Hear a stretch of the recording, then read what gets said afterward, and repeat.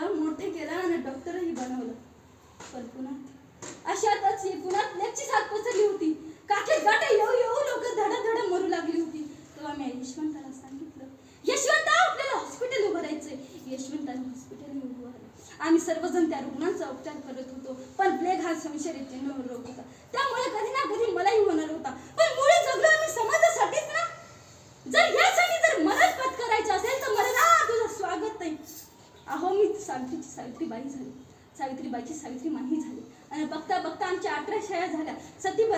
सतीप्रथा, केशवपण या साऱ्या वाईट रूढीपणावर आम्ही मात केला. कारण तर आनंद होता तो आवाज शिकण्याचा.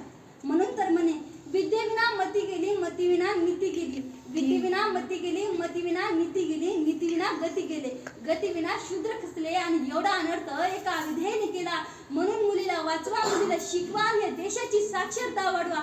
एक मुलगा शिकला ना तो एकटा शहाणा होतो, एक मुलगा शिकला ना तो एकटा शहाणा होतो. पण एक मुलगी शिकली ना ती संपूर्ण घराण्याला शहाणी करते. म्हणून मुलीला वाचवा, मुलीला शिकवा आणि या देशाची साक्षरता वाढवा.